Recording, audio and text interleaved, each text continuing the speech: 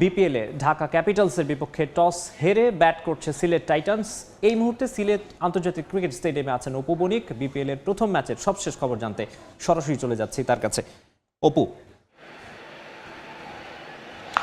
দেখুন, আমি এই মুহূর্তে রয়েছি সিলেট আন্তর্জাতিক ক্রিকেট স্টেডিয়ামে ঠিক আউটার গ্রাউন্ডের ঠিক সামনে। আজকে দুদিনের বিরতি কাটিয়ে কিন্তু আজকে আবারও বিপিএলের সেই কাঙ্ক্ষিত যে বলটি রয়েছে সেটি কিন্তু মাঠে গড়িয়েছে এবং আজকে ঢাকা ক্যাপিটালস টসে জিতে কিন্তু বোলিংয়ের সিদ্ধান্ত নেয় এবং এখন এই মুহূর্তে যদি বলি সিলেট টাইটান্স এখন ব্যাট করছে এবং আজকে আমরা যেটি লক্ষ্য করেছি আজকে প্রচুর দর্শক রয়েছে, যেহেতু দুদিন গ্যাপ ছিল।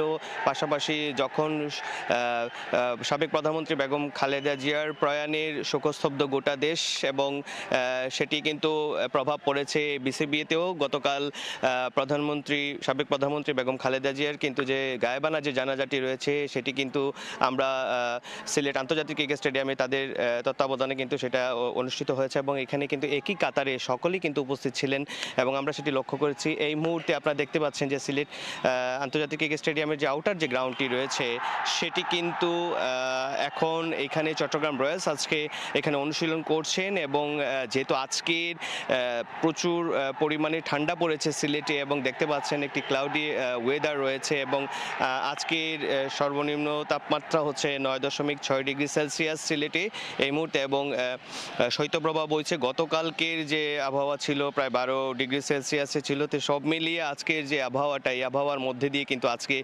বিপিএলের যে বলটি রয়েছে সেটি কিন্তু মাঠে গড়িয়েছে এবং আজকে সকাল থেকেই আমরা লক্ষ্য করছিলাম প্রচুর দর্শক রয়েছে, অনেকের অনেক অভিযোগও রয়েছে। তো সব মিলিয়ে তারা বলছিল যে আজকের যে টিকিটের যে বিষয়টি, অনেকেই টিকিট কিন্তু পাননি, তো অনেকেই বাইরে থেকে টিকিট কিনতে হয়েছে। এখানে একটি কালোবাজারিরও একটি প্রভাব আমরা লক্ষ্য করেছি এবং আপনারা শুনতে পাচ্ছেন প্রচুর দর্শক ইতিমধ্যেই কিন্তু এখানে যুক্ত হয়েছেন এবং যেহেতু আজকের এই ম্যাচটিকে ঘিরে কিন্তু সিলেট টাইটান্সের যারা সাপোর্টার রয়েছে তাদের মধ্যেও কিন্তু অনেক ভালো উৎসাহ উদ্দীপনা আমরা লক্ষ্য করেছি।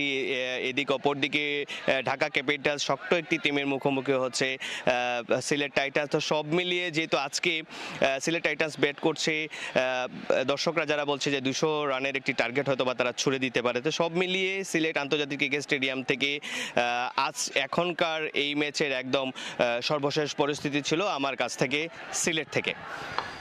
অপু বণিক সিলেট থেকে যুক্ত হয়ে জানাচ্ছিলেন বিপিএল এর খবর।